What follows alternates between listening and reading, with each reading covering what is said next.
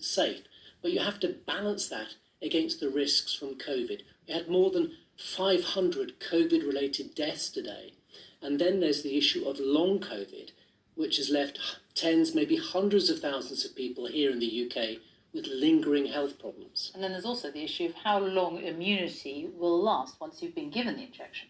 We simply don't know because the trials only began in July, but the manufacturers and other scientists hope it should provide protection for at least a year or two.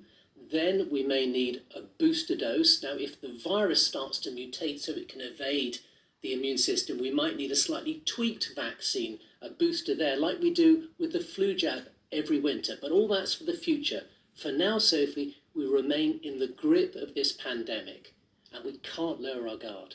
Fergus Walsh, thank you.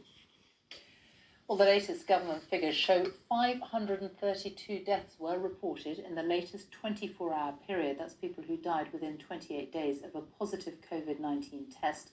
It's the highest figure since the 12th of May. It means, on average, in the past week, 360 deaths were announced every day.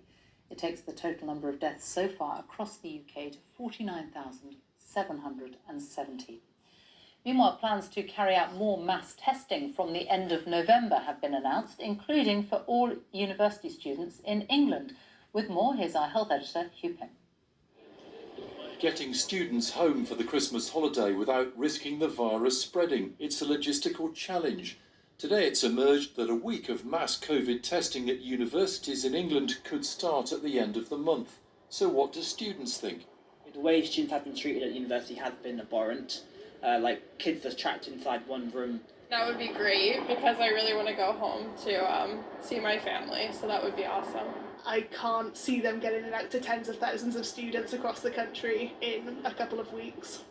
Rapid testing kits like this, with results back in 1 hour, will be used in universities, and from this week NHS staff in England will have regular testing using the same technology. Making it more widely available is one of the government's priorities for trying to curb the virus. But the established test and trace system in England has been criticised for problems getting bookings, delays receiving results, and difficulties reaching contacts of those testing positive. Baroness Harding, do you still believe test and trace is working? Today, the head of test and trace faced questions at a Commons committee, with one MP setting out what was said to be shortcomings